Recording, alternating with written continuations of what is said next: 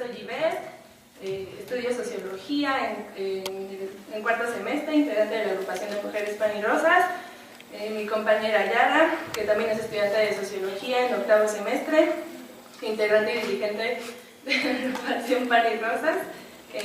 La Jimena Vergara, que cursa el doctorado en Filosofía de la Ciencia, académica en la Facultad de Ciencias Políticas y Sociales y coautora de escritos como Luchadoras, Historias de Mujeres que hicieron historia, México en llamas, Interpretaciones marxistas de la Revolución Mexicana y múltiples artículos de análisis político y teoría marxista. Bueno, pues esta sesión hablaremos sobre el papel protagónico y fundamental que han jugado las mujeres en los principales procesos revolucionarios disruptivos de los fenómenos más avanzados de la lucha de clases. Nuestro objetivo es visibilizar la potencialización que tiene la fuerza de las mujeres cuando se ligan al movimiento obrero y popular, convenciéndoles de abrazar la lucha de las mujeres y entendiendo como la de sus aliados como la propia, la lucha contra el capitalismo como la lucha contra el patriarcado que se vuelve funcional a este. Para nosotras, ganarle al capitalismo y a sus estados burgueses no puede pasar por una lucha ciega. Es necesario no partir de cero, sacar lecciones de los procesos más avanzados y tener estrategia para vencer. Queremos tener estrategia que nos lleve a vencer. Queremos construir una organización de mujeres que se juega a eso. A ligarse a sus aliados y llevar la lucha hasta el final. Por eso, compañeras de la Liga de Trabajadores por el Socialismo, la Juventud Anticapitalista, Socialista y Revolucionaria y Pan y Rosas, impulsamos esta cátedra con sentido militante. Ahora voy a pasar la palabra a mi compañera Yara. Gracias, Iván. Qué gusto que están aquí acompañándonos. Yo voy a hacer como un breve recuento histórico sobre algunos de los procesos revolucionarios que nos parecen fundamentales, más avanzados en el último periodo, en el último siglo al menos, y cuál es el papel protagónico y clave que han jugado las mujeres ahí, como para tener un marco común que nos permita ver cómo las mujeres marcamos una impronta y nos ponemos siempre al frente de las luchas. Las mujeres hemos dado múltiples, incansables ejemplos sobre nuestro potencial revolucionario y la capacidad de poner en jaque el orden establecido. Cuando el puño de la mujer atenta contra el poder, atenta también contra cualquier vestigio moral y cultural que reproduzca la visión de las mujeres como grupo subordinado, como sexo débil, como cuerpo al servicio del placer masculino. Empezamos con aquellos viejos momentos históricos como la Gran Revolución Francesa en 1789, en donde a raíz de una recesión que azotaba a Francia, las mujeres tenían que administrar la miseria en sus hogares y además asumían una doble jornada, teniendo el trabajo doméstico sobre sus espaldas y yendo a trabajar en fábricas en condiciones aún más precarizadas que los varones, y junto a miles de niños y niñas siendo profundamente explotadas en las fábricas y en los talleres. Es a partir de estas condiciones de vida, de la gran miseria que enfrentaban la mayoría de las mujeres del pueblo francés, que las mujeres empezaron a movilizarse y a marcar improntas asaltando lugares donde se concentraban alimentos. También empezaron a ser protagónicas en la dirección, agitando en las calles y convenciendo al resto del pueblo francés de salir a quitarle a la monarquía lo que pertenecía al pueblo. Así inició la gran tradición de las mujeres, luchando por sus derechos y siendo los procesos revolucionarios parteros de la lucha y del movimiento feminista. A principios de 1917, Rusia temblaba bajo el imperio de la cruel autocracia zarista y los golpes que había asestado sobre el pueblo ruso la Primera Guerra Mundial, en la que miles de campesinos y trabajadores morían en el frente, mientras sus familias perecían hambre y frío en los hogares.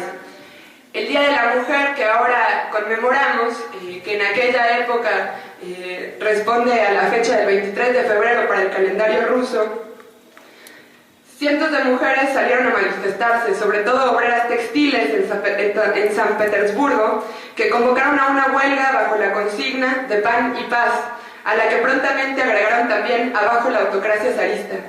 Miles de obreros se plegaron a su espontánea manifestación, sumándose los estudiantes, los comerciantes pobres y haciendo multitudinarias manifestaciones.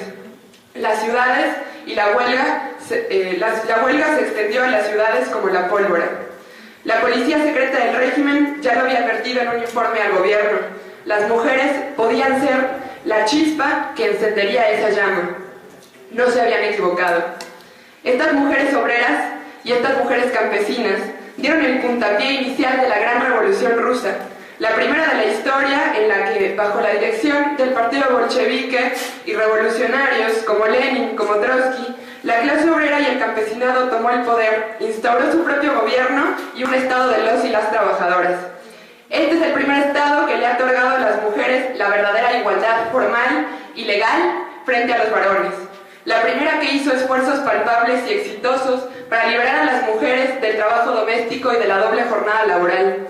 La primera que combatió como la peste la discriminación en el empleo, el trabajo femenino precarizado y la desigualdad salarial.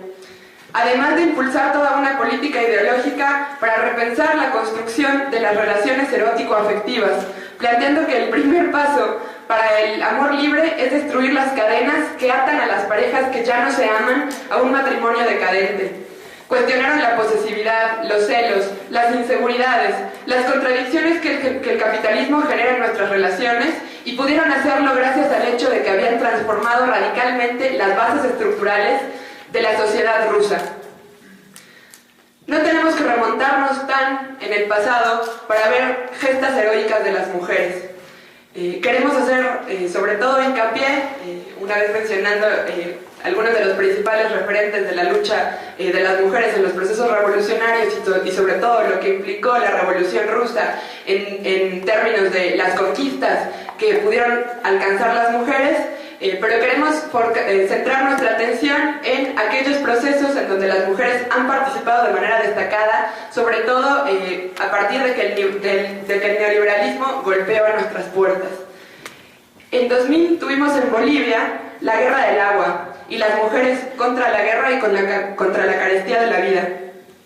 La Guerra del Agua, por ejemplo, se desató entre febrero y abril del 2000 y enfrentó a pobladores del campo y la ciudad con el gobierno del entonces presidente Hugo Banzer en Bolivia, que impulsó la privatización de la CEMEPA, la compañía que distribuye el agua, y causó un alza en las tarifas con cifras escandalosas que las familias bolivianas eran incapaces de pagar. Por ejemplo, llegó incluso a prohibir la captación de agua de lluvia, privatizando en todos los rubros el derecho al agua. Los enfrentamientos por este recurso vital dejaron cientos de heridos y un muerto, Víctor Hugo Daza, estudiante de 17 años, al que probablemente le llevó la bala de un francotirador y que fue filmado por redes y periodistas internacionales. El conflicto se convirtió en un hito político con gran trascendencia. Nacional, internacionalmente, se extendió como una enfermedad transgresora y construyó otros escenarios políticos, provocando la modificación de la ley del agua y del modelo económico de conjunto, que derivó en la nacionalización de, por ejemplo, industrias petroleras instaladas en Bolivia y en la principal empresa de telefonía. Las mujeres fueron las primeras y más protagónicas personajes que nutrieron las movilizaciones, las asambleas y los enfrentamientos cuerpo a cuerpo con la policía, demostrando que podemos estar en la primera fila de batalla, luchando codo a codo con los hombres en la defensa de nuestros derechos, nuestros recursos y nuestro entorno. Tuvimos otro gran ejemplo de luchas heroicas de mujeres en el 2001, en Argentina, en las jornadas revolucionarias que empezaron con cacerolazos rebeldes. A raíz de la crisis económica que azotó a Argentina en el 97, en el cuarto año de esta recesión, las clases medias y amplios sectores obreros y populares salieron a movilizarse, tirando a una decena de presidentes en un par de semanas. Su consigna principal era la lucha contra la carestía de la vida, contra los tarifazos en los hogares, contra los constantes despidos y paros en las fábricas y contra el aumento de los precios de los insumos básicos. En diciembre del 2000, las mujeres se apropiaron de las calles con los cacelorazos, haciendo megamovilizaciones muy nutridas por miles y miles de personas que encabezaban las mujeres poniéndose de pie frente a la crisis. Una amplia huelga paralizó los principales centros urbanos, obteniendo un alto nivel de simpatías entre los sectores medios y comerciantes. En un país con 3 millones de desocupados y otros tantos subocupados, es decir, trabajadores que no cuentan con contratos, la cuestión del trabajo se vuelve un problema crónico, un tema central. Toda la población que antes era simpática al menemismo se había sumado a manifestarse en los primeros cacelorazos y durante los días del 19 y 20 de diciembre salieron a las calles a decir ya basta, que se vayan todos. Protagonizaron los primeros saqueos a supermercados que se fueron generalizando hacia la mayoría de las provincias argentinas. Frente a la generalización de estos saqueos, los gobiernos de las diferentes provincias respondieron con la represión, que en realidad generó un efecto distinto. Hizo que este movimiento se expandiera hacia todos los sectores que aún no se estaban movilizando. El presidente de la Rúa tuvo que decretar estado de sitio, y esta medida reveló que había perdido completa legitimidad en todos los sectores de la población, cuando la población entera, las mujeres, los trabajadores, los comerciantes, la clase media, estudiantes, salieron a la calle a desafiar el estado de sitio y se movilizaron a la Casa de Gobierno. Comenzó allí el combate con la policía, que continuó días siguientes y terminó con el desalojo violento de las madres de Plaza de Mayo, madres que siguen exigiendo la aparición con vida de los desaparecidos y asesinados durante la dictadura. Con mirar la lista de muertos en estos enfrentamientos, se ve claramente que fueron sobre todo sectores de la juventud y de la militancia de la izquierda los que cayeron. De las 38 personas asesinadas en esa jornada, 35 tenían menos de 34 años, mientras 25 tenían menos de 25. Aquí se expresa cómo claramente los principales enemigos del gobierno, además de las mujeres trabajadoras, también somos los y las jóvenes, que hoy en día no tenemos futuro frente a esta crisis. Este movimiento se inscribe dentro de un cambio de la subjetividad de un sector de la clase trabajadora junto al movimiento de ocupación de fábricas, que tuvo su punto más alto en el 2002 con símbolos emblemáticos como la textilera Bruckmann y la cerámica neuquenina Sanón. Bruckmann fue cerrada por sus antiguos dueños en diciembre del 2001. Sus trabajadoras trabajaban en negro, es decir, no tenían derechos, con salarios bajísimos y con considerables atrasos en la maquinaria que utilizaban. El 18 de diciembre del 2001 decidieron ocupar la fábrica, poniéndola a producir bajo control obrero. Arreglaron las máquinas, remodelaron las instalaciones y con mucho esfuerzo salieron adelante. Lograron aumentar sus salarios a más de 500 pesos argentinos al mes, pagando también seguros sociales y dando trabajo a más de 70 trabajadoras. Todas participaron para lograr la recuperación de la fábrica, que tenía un año funcionando bajo control obrero y quería ser desalojada por la policía. En un operativo de más de 200 efectivos policiales, camionetas y tanques. Luego de varias negociaciones que resultaron estériles, las obreras, apoyadas por miles de personas, derribaron las vallas policiales y recuperaron la fábrica. Casos como el de Sanón y Bruckmann son espacios donde los obreros rechazan hacerse cargo de las deudas de los patrones, reclaman la expropiación sin pago de las fábricas y su estatización, manteniendo el control obrero sobre la producción. Esto es algo que hoy en día ya logró Sanón. Este fenómeno de ocupación de fábricas, en donde las mujeres jugaron un papel protagónico y fundamental, puso en el centro del cuestionamiento a la propiedad privada y a la legalidad burguesa, prefigurando una respuesta obrera autónoma a la destrucción de las fuerzas productivas y a la salida capitalista de las crisis, cerrar fábricas y despedir masivamente. Esto constituye uno de los procesos sociales más avanzados en el último periodo. Era más que una movilización, era casi una insurrección. En el 2006, en México, también contamos con uno de los mayores hitos de la lucha de las mujeres. La APO, la Comuna de Oaxaca, y la puesta en pie de la Coordinadora de Mujeres Oaxaqueñas. Esta avanzada experiencia en la acción y en la subjetividad del pueblo oaxaqueño, en uno de los estados más atrasados y sumidos en la miseria de México, retomó en los hechos las mejores experiencias del movimiento obrero y de masas del continente en los últimos años. Tuvo características prerevolucionarias: el control territorial, la autodefensa implementada por las masas, la radicalización en los métodos y en la conciencia. La Comuna de Oaxaca representa en los hechos un salto en la acción del proletariado mexicano, un ensayo revolucionario de las masas obreras, campesinas y populares a la que vale la pena dedicarle un poco de atención. En primer lugar, hay que explicar que la Comuna de Oaxaca se dio durante un profundo descontento nacional ante el gobierno de Fox, panista, que había aumentado en el uso de medidas represivas y de coerción contra los movimientos sociales. Pocas semanas antes de que iniciara la lucha de Oaxaca, las masas del país presenciaron la rebelión obrera de Sicarza, por ejemplo, que defendió con la huelga contra la acción de la Policía Federal con un saldo de 2 obreros asesinados. Tuvimos también como referente anterior la salvaje represión en San Salvador Atenco, donde la policía perpetró decenas de violaciones contra mujeres activistas y luchadores sociales, así como de pobladores que defendían sus tierras. Este descontento existente en las masas a nivel nacional dio un salto cualitativo con el fraude del 2 de julio y alimentó la lucha de las masas oaxaqueñas que poco a poco iban aumentando su odio al gobierno. En este sentido, la lucha de la Comuna no se encontraba aislada de la situación política nacional, sino que era parte de un proceso generalizado de insatisfacción y descontento con las condiciones de vida y con los rasgos más antidemocráticos de este régimen, que había intentado instaurar una transición democrática que en realidad fue pactada entre el PRIATO y los más de 70 años de gobernatura del PRI con el PAN.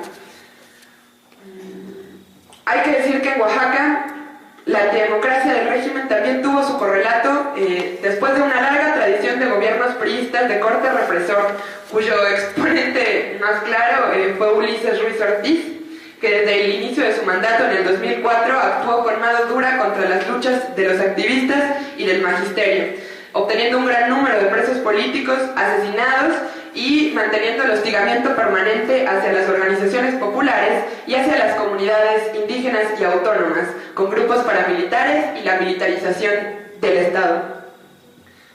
La lucha de la Comuna inició con la huelga del magisterio, de la sección 22, un sector clave y el más dinámico del movimiento obrero mexicano, que tanto por su combativa tradición de lucha como por su rol económico y social, ya que los maestros son el nexo entre la ciudad y el campo, ocupaba un peso fundamental en la vida urbana y política del Estado oaxaqueño.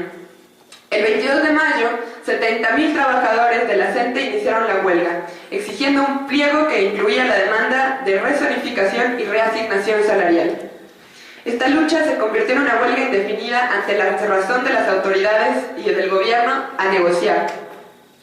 La sección 22 instaló un plantón en el Zócalo y alrededor de este el magisterio impulsó nutridas movilizaciones y acciones de lucha, como bloqueos a carreteras, movilizaciones a las sedes de los partidos políticos y mítines en contra de las órdenes de aprehensión. El 1 de junio bloquearon los 5 accesos del aeropuerto de la ciudad de Oaxaca. El 2 de junio se realizó la primera de las 7 megamarchas, con más de 80.000 personas movilizándose en solidaridad con el magisterio oaxaqueño.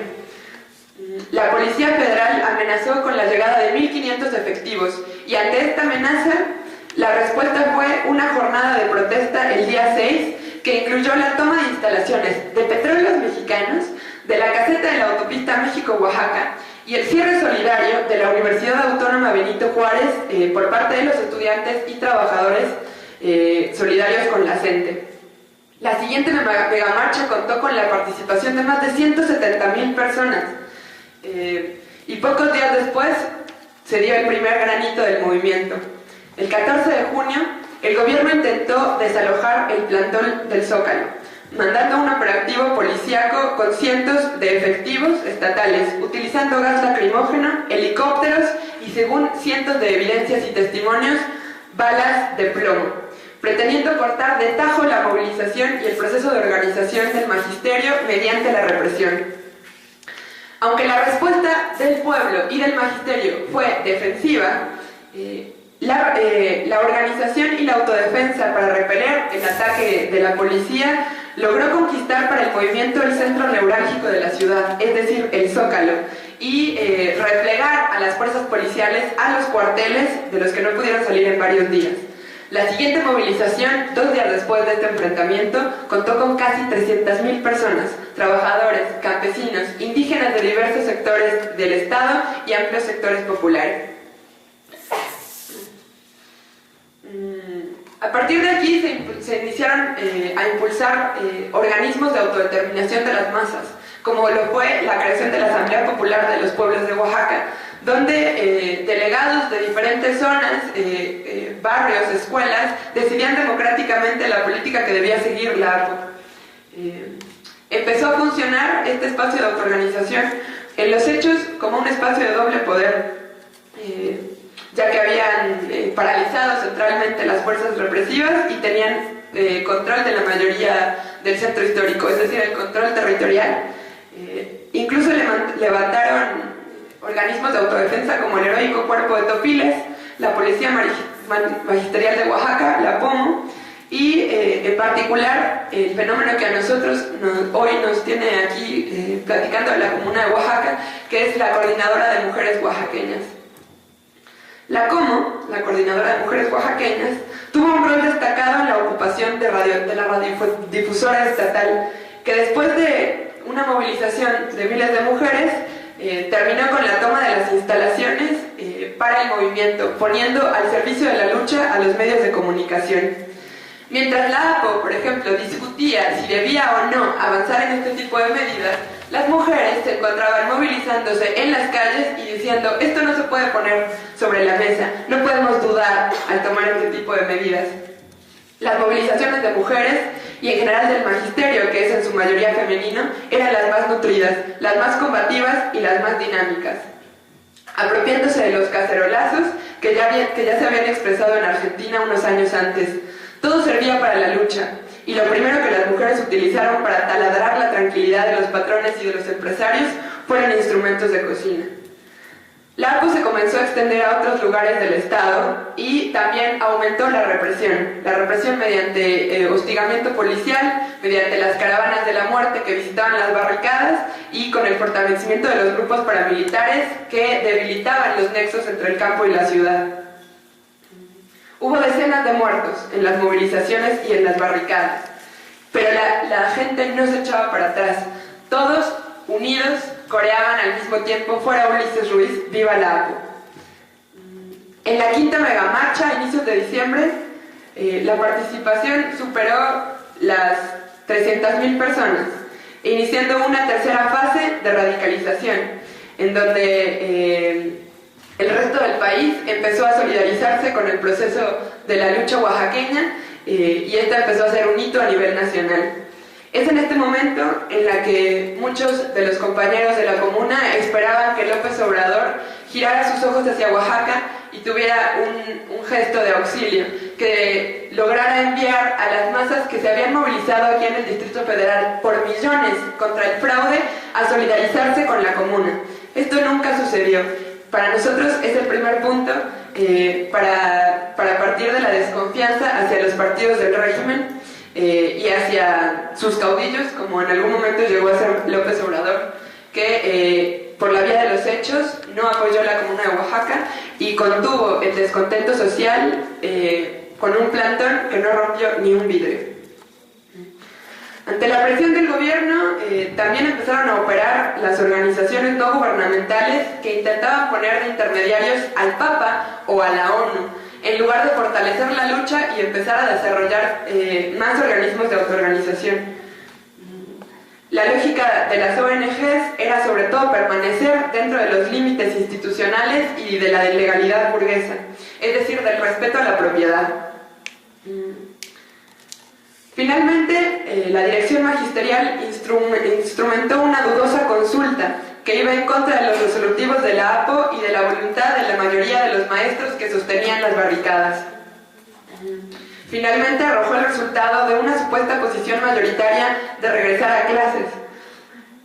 El primer intento de levantar la huelga magisterial se vio frustrado por el aumento de la represión y obligó a que la dirección del magisterio tuviera que condicionar el regreso a clases a el cese del hostigamiento y del ataque a los participantes de la comuna. Es aquí donde nosotros abrimos una reflexión acerca del enorme papel que pueden jugar las organizaciones de trabajadores nutriendo las luchas, como pueden ser los sindicatos, pero sobre todo el papel vital que deberían jugar las bases decidiendo democráticamente qué política deben impulsar esos sindicatos. A raíz de lo que decidió la dirección del magisterio oaxaqueño, empezaron a darse un montón de fenómenos antiburocráticos, es decir, bases de trabajadores dentro de los sindicatos que cuestionaban a sus direcciones, planteándoles por qué no ponían todos sus esfuerzos al servicio de nutrir la lucha.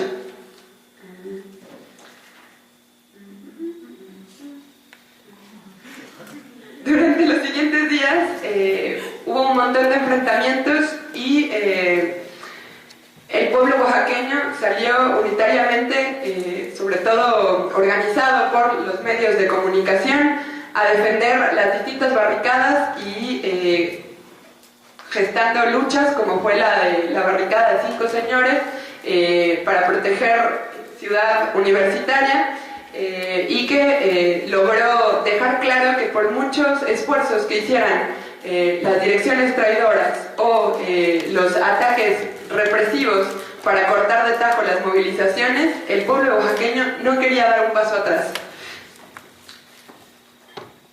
La lucha de las mujeres de Oaxaca y su activa participación desde la primera fila del combate ha sido un hecho distintivo durante todo el proceso.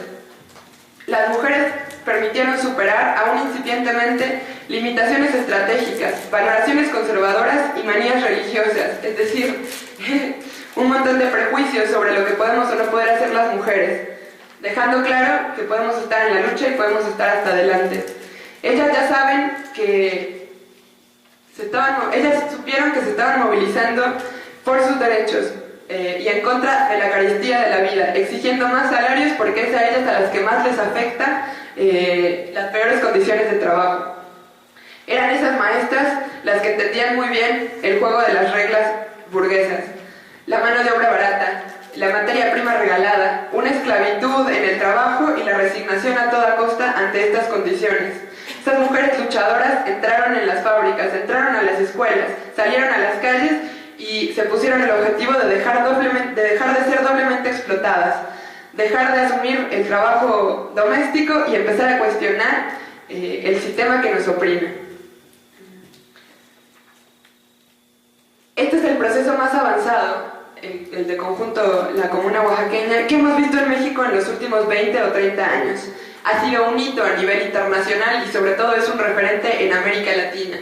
La comuna de Oaxaca fue quebrada brutalmente por la represión y la política de los sectores pactistas del APO, es decir, que confiaron en el diálogo con los partidos del régimen, fue lo que debilitó la lucha, pero esto sigue siendo un proceso que vale la pena estudiar a profundidad y que nosotros queríamos reiterar porque en realidad las mujeres marcaron una impronta a la que los compañeros varones después tuvieron que sumarse. ¿Cuántos ejemplos más hay en la historia? Son demasiados como para creer que se trata de una casualidad. Y es que las crisis sociales, económicas y políticas despiertan la pasión, el heroísmo y la abnegación de las mujeres, especialmente de aquellas que viven en las peores condiciones de sumisión, que son cotidianamente humilladas por este sistema, que son relegadas a la esclavitud doméstica, a las tareas más pesadas, a los dolores más crueles. Estos procesos, los que señalábamos, marcan el inicio del fin de un periodo que nosotros denominamos la restauración burguesa, que aquí en la escuela nos enseñan como el periodo neoliberal. El imperio neoliberal se encargó de arrasar con las conquistas históricas del movimiento obrero a escala planetaria, flexibilizando el trabajo, precarizándolo, feminizando el trabajo precario y abaratando la mano de obra. Durante las últimas 2 décadas del siglo XX, especialmente en los años 90, se aceleró el proceso de feminización de la fuerza de trabajo. Las mujeres fueron incorporadas en masa a los sectores más precarizados de la producción, ganando menos por el mismo trabajo y enfrentando mayor precarización laboral, es decir, sin derecho a contratos en los empleos más inestables y en las peores condiciones de maquinaria para producir. La crisis económica es descargada sobre las espaldas de las trabajadoras. En las más de 3.000 zonas francas que hay en el mundo, donde los empresarios pueden llenar sus bolsillos sin pagar impuestos, trabajan más de 40 millones de mujeres sin ningún derecho. Ellas son la mayoría de la población precarizada en el mundo. Es de este digamos, marco, de este análisis, que nosotros desprendemos la reflexión de que el capitalismo no tiene nada que ofrecernos más que barbarie, en particular barbarie para las mujeres y barbarie para la juventud. Aproximadamente el 85% de la población en extrema pobreza del mundo son mujeres. Al mismo tiempo, el 80% de los trabajos más precarizados los ocupan las mujeres. Y esto no solo en América Latina, sino en el conjunto del globo. Mujeres que trabajan sin estabilidad, sin empleo con seguridad social, etc. Sin embargo, para seguir con esta visibilización de las mujeres en los procesos más importantes del último periodo, hoy por hoy tenemos gestas de las mujeres que dejan con la boca abierta, como son claramente procesos como las huelgas generales en Egipto, que lograron tirar a dictaduras que tenían más de 30 años en el poder, y el conjunto de los procesos en los países llamados la Primavera Árabe, en donde ante los primeros embates de la crisis económica que se inició en el 2008, las mujeres fuimos las primeras en levantar la voz, en fulminar con la mirada y en organizarnos para luchar. Las mujeres salieron en Medio Oriente y en Egipto a corear por miles que la revolución que los militares habían robado, ellas la iban a devolver.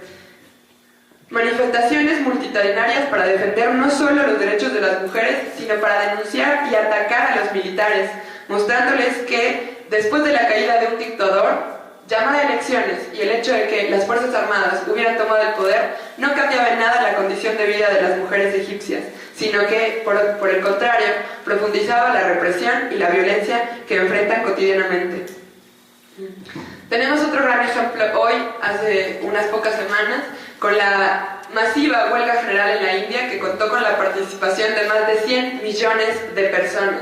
Es como si México entero parara en una huelga general de 48 horas, denunciando la carestía de la vida, y este fue un proceso que se inició sobre todo con movilizaciones multitudinarias de mujeres contra la violencia.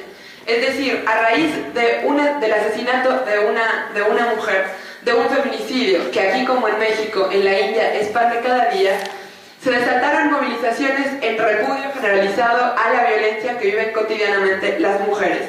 Violencia que no solo pasa por los ataques y la violencia psicológica en los hogares, sino que se expresa principalmente en los centros de trabajo y en las fábricas.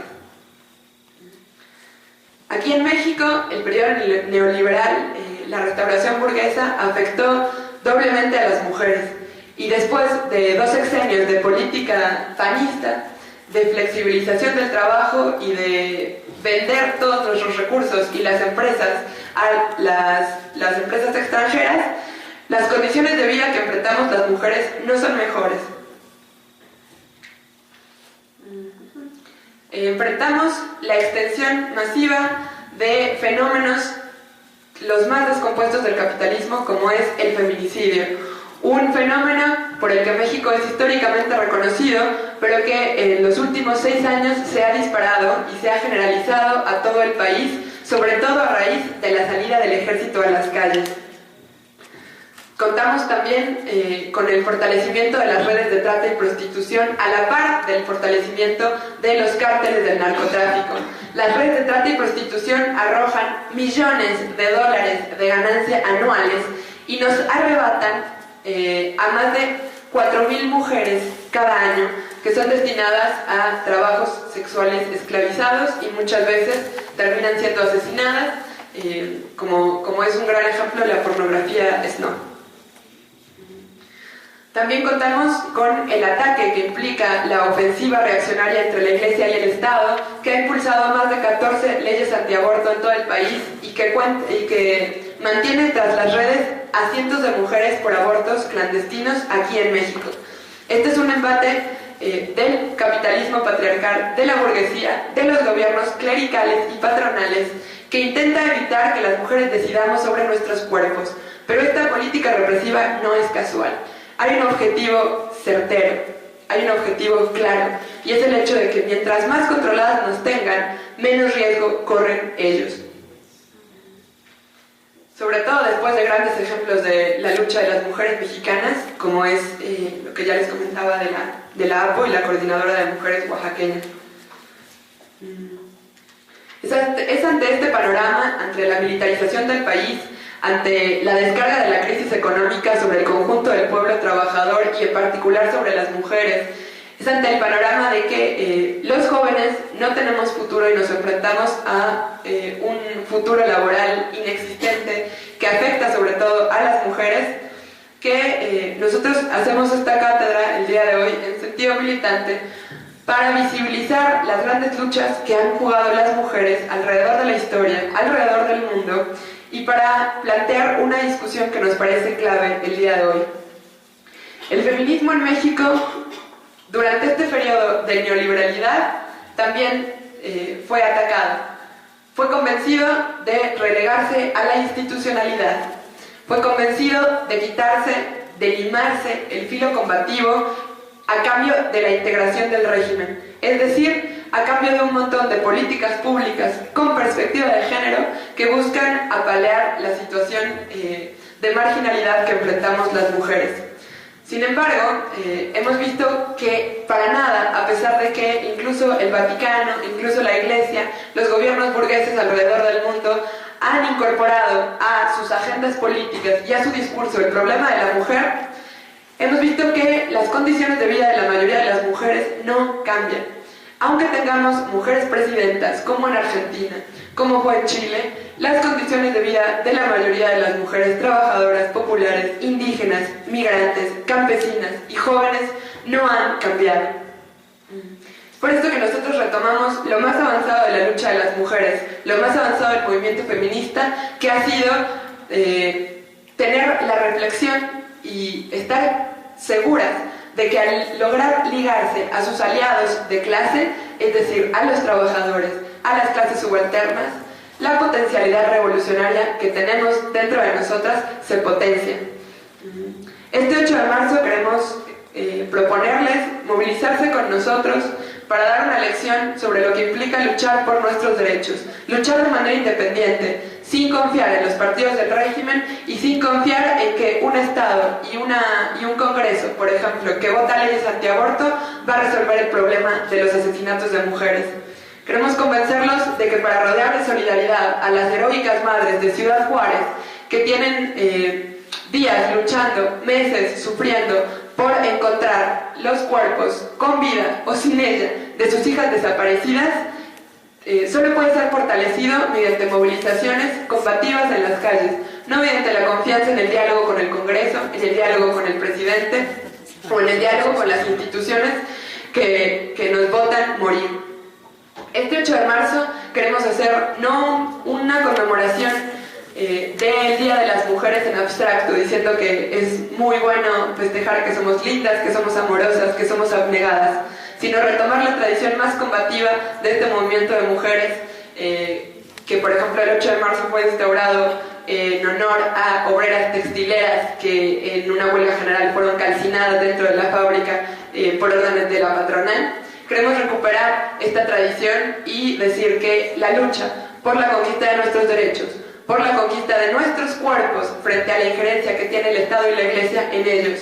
La lucha por conquistar mejores condiciones laborales y por dejar de asumir como natural el trabajo doméstico pasa hoy por frenar el asesinato de mujeres y por rodear de solidaridad a las madres heroicas que van a venir al DF a exigirle al gobierno que frene la política de represión sistemática hacia nosotras. Queremos abrir aquí la discusión sobre qué organización y qué tipo de estrategia necesitamos las mujeres para conseguir todo esto, para conquistar nuestros derechos, nuestro derecho al pan, pero también a las rosas. Y ahora, pues, yo con esto terminaría, le cedo la palabra a nuestra compañera Jimena, que va a profundizar un poco en esta reflexión sobre con qué perspectiva debemos organizarnos las mujeres en esta lucha.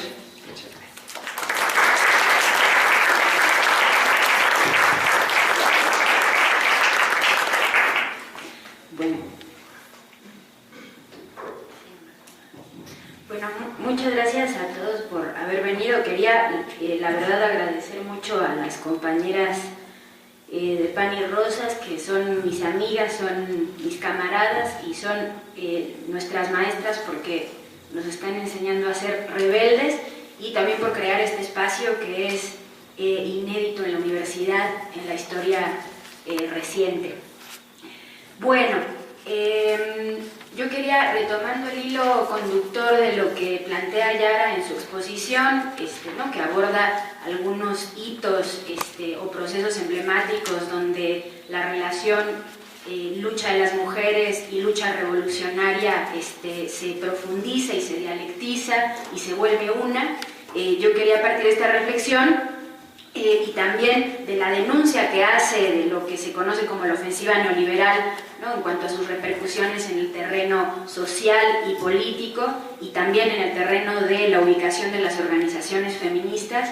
Quería tomar este hilo conductor para plantearles o compartir con ustedes una reflexión.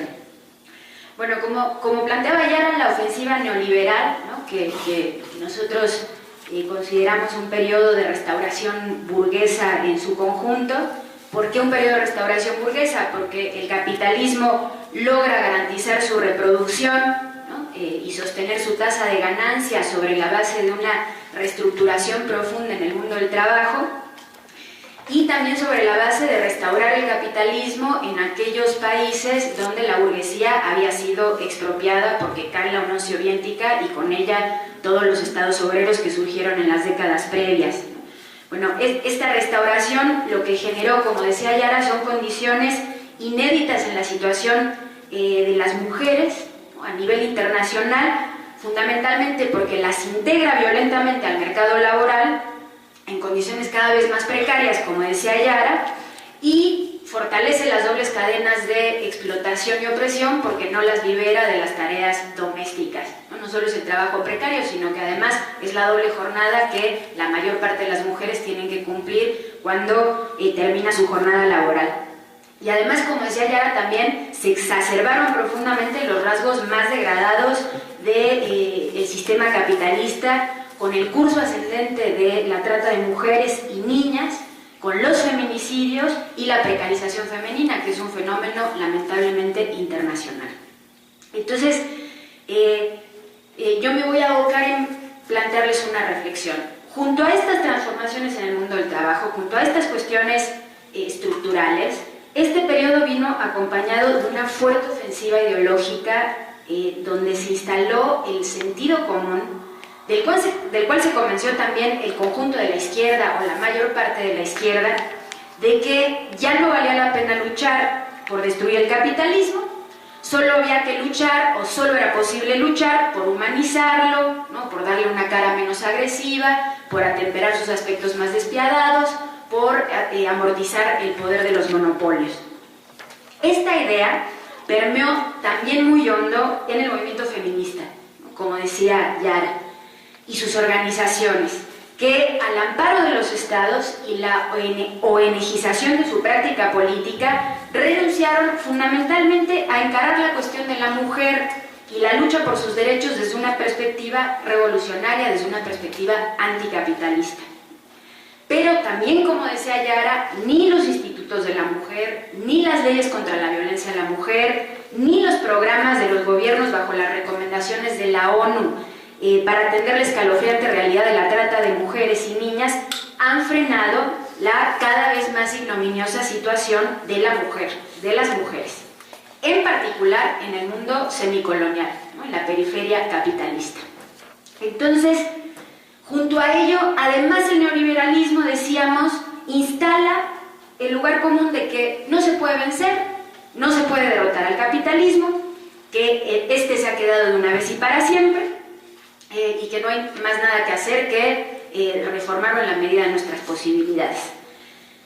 Lo que vamos a exponer hoy es que nosotros consideramos como hipótesis que renunciar al horizonte revolucionario es de hecho renunciar a cumplir todas y cada una de las aspiraciones de la mayoría de la humanidad a expensas de una minoría parásita. Parafraseando a los indignados, es renunciar a que el 99%, ¿no?, logre mejores condiciones de vida y a que el 1% siga apropiándose de toda la riqueza social de este planeta. Entonces, queremos problematizar que con la caída de la Unión Soviética y los estados obreros del este de Europa, se profundiza la idea de que no hay alternativa posible. No hay alternativa posible. Y se naturaliza o se legitima, por ejemplo, que en Rusia las consecuencias de la restauración capitalista han sido desastrosas. ¿Cuáles son estas consecuencias? La restauración capitalista trajo más democracia para las masas rusas, como pregonaban los ideólogos del capitalismo y la perestroika y las grandes campañas que en los 80s acompañaron ideológicamente el discurso de restauración capitalista. Pues claramente no. Vale la pena dar un vistazo a cómo se ha profundizado la antidemocracia bajo el gobierno de Putin, un gobierno extraído de los sótanos de la KGB que hoy mantiene en prisión a las feministas de Pussy Riot, que persigue al movimiento LGTBI, que está tratando de implementar distintas leyes homófobas contra el matrimonio homosexuales y prohibió las marchas del orgullo gay en Rusia. Entonces, es paradójico que todas estas medidas profundamente reaccionarias se den en un país donde se hizo una revolución y antes de la estalinización hubo medidas absolutamente progresistas desde el punto de vista de los derechos de las mujeres y la diversidad sexual. Se despenalizó la homosexualidad, se legalizó el aborto, se tomaron una serie de medidas estructurales para que las mujeres pudieran ser emancipadas del trabajo doméstico, etc. Entonces la restauración capitalista no ha traído nada bueno, ¿no? Por no decir el atizamiento que hay por parte del gobierno de las campañas ultraderechistas de la Iglesia Ortodoxa rusa. Por cierto, les recomiendo a este respecto ver un documental que está en la serie de documental ambulante sobre las movilizaciones anti-Putin, donde claramente se ve la realidad por la que está atravesando Rusia. Se llama Invierno Lárgate, el documental, y lo pueden ver en la Cineteca u otros cines, se los recomiendo. Bueno, entonces nada bueno ha venido de la restauración capitalista en Rusia. Ahora, tampoco todo el escenario es terrible, porque la realidad es que con la crisis económica se abre un nuevo periodo de crisis ideológica, ¿no? Es decir, el neoliberalismo se asentó también sobre un conjunto de ideas que desterraron el horizonte revolucionario, pero en 2008 reaparece el fantasma de la crisis capitalista y eso tiene su correlato también en el terreno de las ideas. Además de abrirse un periodo nuevo, inédito, de lucha de clases que se ha expresado desde el 2008 para allá en la primavera árabe, en el surgimiento de los indignados en el Estado español, en el surgimiento de los indignados en Estados Unidos, en la lucha de los estudiantes chilenos, en la más reciente huelga de los trabajadores y trabajadoras en la India, etcétera, etcétera. También hay un nuevo periodo. Este periodo, diría yo, ya nos puede plantear como definición que hay una crisis ideológica del neoliberalismo, ¿no? El capitalismo ya no goza de buena salud y las crisis, como como decía el comunista italiano Antonio Gramsci, pueden crear un terreno favorable para la difusión de determinadas maneras de pensar, de formular y resolver las cuestiones que implican todo el desarrollo ulterior de la vida estatal, decía Gramsci, ¿no? Así que estamos entrando en una profunda crisis de la ideología neoliberal, de la que se ha valido el capitalismo para su dominación durante la época que hemos denominado de restauración burguesa. ¿Cuáles son los síntomas de esta crisis ideológica? No solo es la lucha de clases, no solo son los fenómenos de lucha. A principios del 2012, un periódico claramente imperialista, el Financial Times, decía en su editorial que como consecuencia de la crisis, ¿no?, ideológica del capitalismo, se abría un nuevo mapa de corrientes de pensamiento a nivel internacional, ¿no? Un mapa con 4 grandes tendencias a nivel internacional. La ideología neoliberal, ¿no?, la que hemos padecido durante los últimos 30 años, de la escuela austriaca, ¿no?, lo que se conoce como la escuela hayekiana, ¿no?, que persiste, ¿no? Otra gran tendencia, que es la tendencia keynesiana socialdemócrata o neokeynesiana, que hoy están sosteniendo algunos gobiernos socialdemócratas con programas frente a la crisis capitalista. Una tercera tendencia de derecha populista que se está expresando en el fortalecimiento de la ultraderecha en Grecia, por ejemplo, en Italia con el Lega Nord, de Marine Le Pen en Francia, de sectores del Tea Party, ¿no?, un sector ultraderechista, profundamente xenófobo, profundamente antiinmigrante. Y por último, una tendencia surgida de las movilizaciones sociales a las cuales hemos asistido en los últimos 3 años, que abre un espacio de izquierda claramente anticapitalista, ¿no?, antisistémico. Nosotros consideramos que en el seno de esta última tendencia se están incubando de forma latente las condiciones de posibilidad de nuevas revoluciones. En la primavera árabe, en la lucha de los indignados, en la huelga general en la India, todos son procesos que deben llamar poderosamente la atención de las mujeres que en el mundo queremos luchar contra el capitalismo, poderosamente. Dentro de este espectro anticapitalista, hay que decirlo, pues hay un crisol de posiciones, es bien heterogéneo en sus ideas y sus prácticas políticas.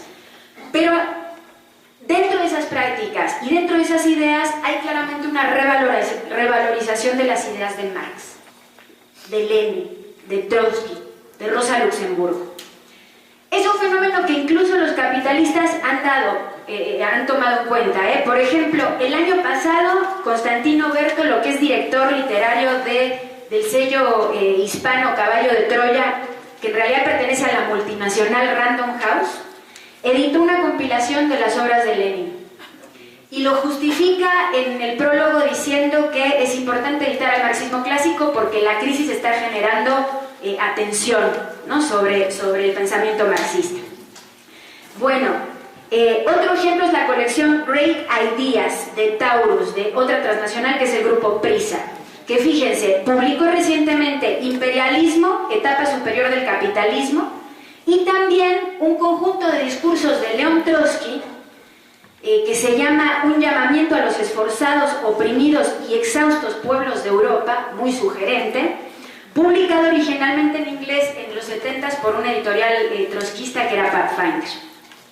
También ha tomado nota, la izquierda de este fenómeno ideológico. No sé si lo han visto, pero en internet está circulando un video que se llama Marx Reloaded, con más de 100.000 visitas en YouTube. En el video, intelectuales muy importantes como Zizek o Eggleton hablan sobre la vigencia de Marx para entender la crisis capitalista.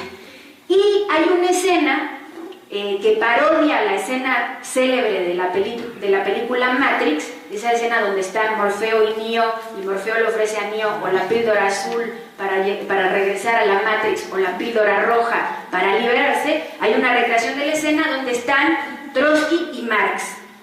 Es una caricatura. Y Trotsky le dice a Marx: si tomas la píldora azul, vas a despertar siendo un editor en Colonia de un diario provincial y probablemente te unas a una logia masónica. Pero, si tomas la píldora roja, yo te voy a enseñar hasta dónde puede llegar la revolución permanente.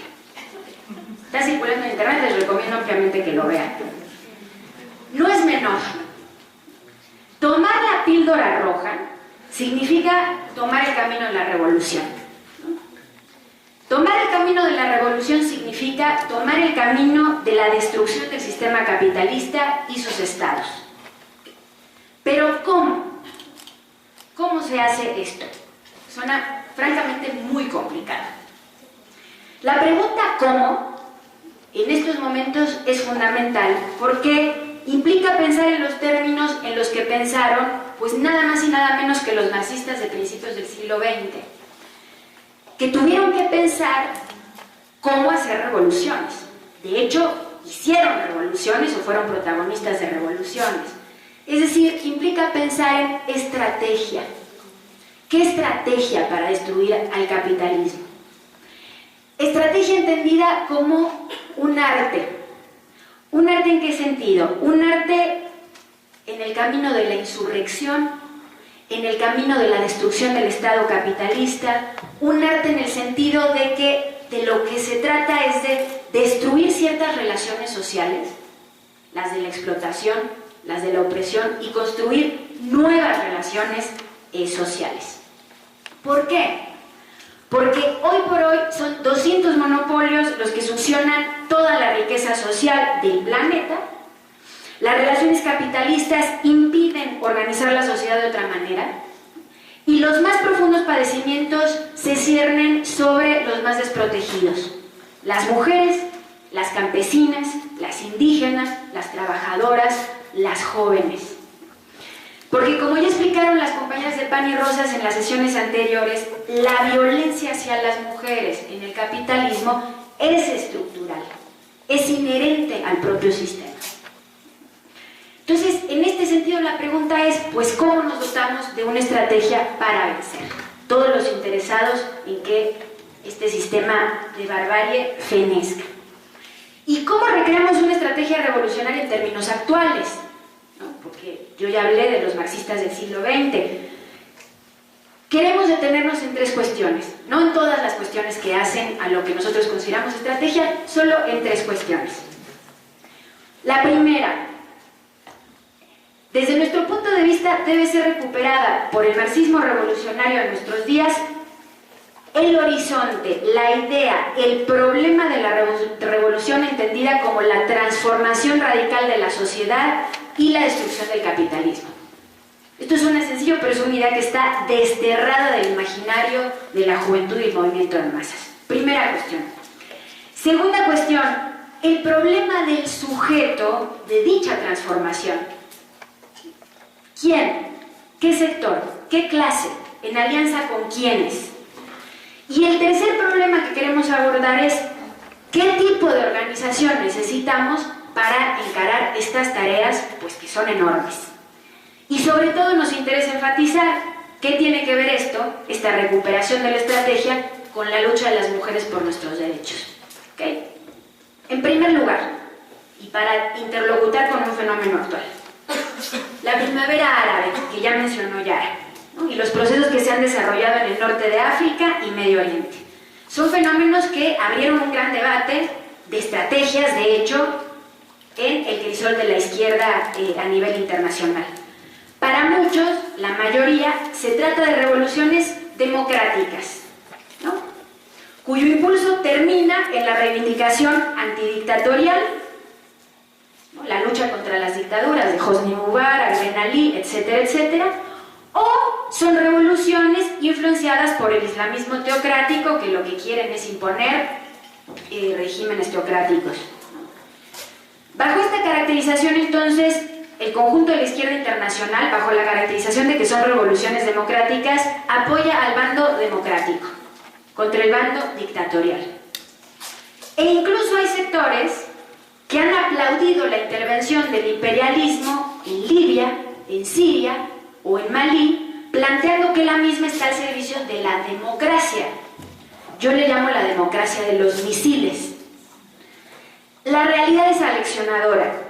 En Egipto, las masas que inundaron la Plaza Tahrir desde el 2011, ¿no? la gran plaza, la ya célebre Plaza Tahrir, no le dan tregua al gobierno.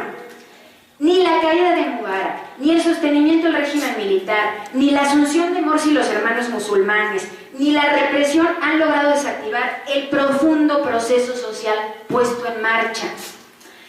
Proceso que además, como decía Yara, ha integrado decididamente a las mujeres que en rebeldía han salido a las calles. Ya primer acto rebelde, han salido a las calles. Segundo acto rebelde, se han sacado la burka frente a las fuerzas represivas, frente a los militares, y han enfrentado de manera organizada la represión que contra ellas se ha manifestado en forma de violencia sexual. Las manifestantes que van a la Plaza Tahrir se están organizando con los compañeros varones para evitar que las fuerzas represivas o los grupos paramilitares las ultrajen. ¿Por qué el proceso profundo no se ha parado? Si ya están los hermanos musulmanes y ya está Morsi. Porque ninguna de las reivindicaciones estructurales de las masas egipcias están resueltas. No está resuelta el hambre, no está resuelta la miseria, no está resuelta la precarización, no está resuelto el problema de la independencia nacional y la soberanía, que es una cuestión clave en Egipto, porque el imperialismo es hegemónico y dominante en la economía y en la geopolítica.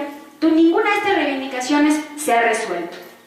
Entonces, la realidad es que con el impulso de la movilización popular, pues se pone por lo menos como una discusión si no son los trabajadores, las trabajadoras, los jóvenes, los precarizados, los que pueden darle una salida revolucionaria a estas reivindicaciones. Si no se pone, por lo menos en la discusión, la necesidad de construir un nuevo tipo de gobierno, que no es el de los hermanos musulmanes, ni el de Ben Ali, ni el de ninguna de las variantes del régimen, que van a dejar las cosas intactas. Un gobierno de los de abajo, de las clases explotadas y oprimidas, donde además, en Egipto, lo que no sale en la prensa, hay un proceso de organización obrera impresionante que nada más y nada menos posibilitó que en las jornadas contra Mubarak se precipitara la caída del dictador, porque comenzaba a expandirse la huelga general. ¿En dónde creen? En el canal del Suez, donde se recrudece la dominación imperialista, porque es un lugar estratégico, es el punto de partida de la distribución petrolera del Mediterráneo. También empezaron a ser protagónicas en la dirección, agitando en las calles y convenciendo al resto del pueblo francés de salir a quitarle a la monarquía lo que pertenecía al pueblo. Así inició la gran tradición de las mujeres, luchando por sus derechos y siendo los procesos revolucionarios parteros de la lucha y del movimiento feminista. A principios de 1917, Rusia temblaba bajo el imperio de la cruel autocracia zarista y los golpes que había asestado sobre el pueblo ruso la Primera Guerra Mundial, en la que miles de campesinos y trabajadores morían en el frente, mientras sus familias perecían hambre y frío en los hogares. El Día de la Mujer, que ahora conmemoramos, que en aquella época responde a la fecha del 23 de febrero para el calendario ruso, cientos de mujeres salieron a manifestarse, sobre todo obreras textiles en San Petersburgo, que convocaron a una huelga bajo la consigna de pan y paz, a la que prontamente agregaron también abajo la autocracia zarista. Miles de obreros se plegaron a su espontánea manifestación, sumándose los estudiantes, los comerciantes pobres y haciendo multitudinarias manifestaciones. Las ciudades y la huelga se extendió a las ciudades como la pólvora. La policía secreta del régimen ya lo había advertido en un informe al gobierno. Las mujeres podían ser la chispa que encendería esa llama. No se habían equivocado. Estas mujeres obreras y estas mujeres campesinas dieron el puntapié inicial de la gran revolución rusa, la primera de la historia en la que, bajo la dirección del partido bolchevique y revolucionarios como Lenin, como Trotsky, la clase obrera y el campesinado tomó el poder, instauró su propio gobierno y un estado de los y las trabajadoras. Este es el primer estado que le ha otorgado a las mujeres la verdadera igualdad formal y legal frente a los varones. La primera que hizo esfuerzos palpables y exitosos para liberar a las mujeres del trabajo doméstico y de la doble jornada laboral. La primera que combatió como la peste la discriminación en el empleo, el trabajo femenino precarizado y la desigualdad salarial. Además de impulsar toda una política ideológica para repensar la construcción de las relaciones erótico-afectivas, planteando que el primer paso para el amor libre es destruir las cadenas que atan a las parejas que ya no se aman a un matrimonio decadente. Cuestionaron la posesividad, los celos, las inseguridades, las contradicciones que el capitalismo genera en nuestras relaciones y pudieron hacerlo gracias al hecho de que habían transformado radicalmente las bases estructurales de la sociedad rusa. No tenemos que remontarnos tan en el pasado para ver gestas heroicas de las mujeres. Queremos hacer sobre todo hincapié, una vez mencionando algunos de los principales referentes de la lucha de las mujeres en los procesos revolucionarios y sobre todo lo que implicó la Revolución Rusa en términos de las conquistas que pudieron alcanzar las mujeres, pero queremos centrar nuestra atención en aquellos procesos en donde las mujeres han participado de manera destacada, sobre todo a partir de que el neoliberalismo golpeó a nuestras puertas. En 2000 tuvimos en Bolivia la Guerra del Agua y las mujeres contra la guerra y contra la carestía de la vida. La Guerra del Agua, por ejemplo, se desató entre febrero y abril del 2000 y enfrentó a pobladores del campo y la ciudad con el gobierno del entonces presidente Hugo Banzner en Bolivia, que impulsó la privatización de la CEMEPA, la compañía que distribuye el agua, y causó un alza en las tarifas con cifras escandalosas que las familias bolivianas eran incapaces de pagar. Por ejemplo, llegó incluso a prohibir la captación de agua de lluvia, privatizando en todos los rubros el derecho al agua. Los enfrentamientos por este recurso vital dejaron cientos de heridos y un muerto, Víctor Hugo Daza, estudiante de 17 años, al que probablemente le llevó la bala de un francotirador y que fue filmado por redes y periodistas internacionales. El conflicto se convirtió en un hito político con gran trascendencia. Nacional, internacionalmente, se extendió como una enfermedad transgresora y construyó otros escenarios políticos, provocando la modificación de la ley del agua y del modelo económico de conjunto, que derivó en la nacionalización de, por ejemplo, industrias petroleras instaladas en Bolivia y en la principal empresa de telefonía. Las mujeres fueron las primeras y más protagónicas personajes que nutrieron las movilizaciones, las asambleas y los enfrentamientos cuerpo a cuerpo con la policía, demostrando que podemos estar en la primera fila de batalla, luchando codo a codo con los hombres en la defensa de nuestros derechos, nuestros recursos y nuestro entorno. Tuvimos otro gran ejemplo de luchas heroicas de mujeres en el 2001, en Argentina, en las jornadas revolucionarias que empezaron con cacerolazos rebeldes.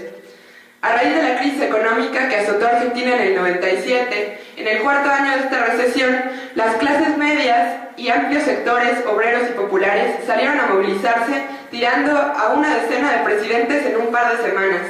Su consigna principal era la lucha contra la carestía de la vida, contra los tarifazos en los hogares, contra los constantes despidos y paros en las fábricas y contra el aumento de los precios de los insumos básicos. En diciembre del 2000, las mujeres... Gracias, Iván. Qué gusto que están aquí acompañándonos. Yo voy a hacer como un breve recuento histórico sobre algunos de los procesos revolucionarios que nos parecen fundamentales, más avanzados en el último periodo, en el último siglo al menos, y cuál es el papel protagónico y clave que han jugado las mujeres ahí como para tener un marco común que nos permita ver cómo las mujeres marcamos una impronta y nos ponemos siempre al frente de las luchas. Las mujeres hemos dado múltiples, incansables ejemplos sobre nuestro potencial revolucionario y la capacidad de poner en jaque el orden establecido. Cuando el puño de la mujer atenta contra el poder, atenta también contra cualquier vestigio moral y cultural que reproduzca la visión de las mujeres como grupo subordinado, como sexo débil, como cuerpo al servicio del placer masculino. Empezamos con aquellos viejos momentos históricos, como la Gran Revolución Francesa en 1789, en donde a raíz de una recesión que azotaba a Francia, las mujeres tenían que administrar la miseria en sus hogares y además asumían una doble jornada, teniendo el trabajo doméstico sobre sus espaldas y yendo a trabajar en fábricas en condiciones aún más precarizadas que los varones, y junto a miles de niños y niñas siendo profundamente explotadas en las fábricas y en los talleres. Es a partir de estas condiciones de vida, de la gran miseria que enfrentaban la mayoría de las mujeres del pueblo francés, que las mujeres empezaron a movilizarse y a marcar improntas asaltando lugares donde se concentraban alimentos. Yo soy Yvette, estudio sociología en cuarto semestre, integrante de la agrupación de mujeres Pan y Rosas. Mi compañera Yara, que también es estudiante de sociología en octavo semestre, integrante y dirigente de la agrupación Pan y Rosas. La Jimena Vergara, que cursa el doctorado en Filosofía de la Ciencia, académica en la Facultad de Ciencias Políticas y Sociales y coautora de escritos como Luchadoras, Historias de Mujeres que Hicieron Historia, México en Llamas, Interpretaciones Marxistas de la Revolución Mexicana y múltiples artículos de análisis político y teoría marxista. Bueno, pues esta sesión hablaremos sobre el papel protagónico y fundamental que han jugado las mujeres en los principales procesos revolucionarios disruptivos de los fenómenos más avanzados de la lucha de clases. Nuestro objetivo es visibilizar la potencialización que tiene la fuerza de las mujeres cuando se ligan al movimiento obrero y popular, convenciéndoles de abrazar la lucha de las mujeres y entendiendo como la de sus aliados como la propia, la lucha contra el capitalismo como la lucha contra el patriarcado que se vuelve funcional a este.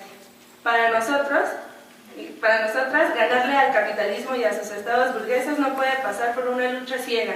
Es necesario no partir de cero, sacar lecciones de los procesos más avanzados y tener estrategia para vencer. Queremos tener estrategia que nos lleve a vencer. Queremos construir una organización de mujeres que se juega a eso.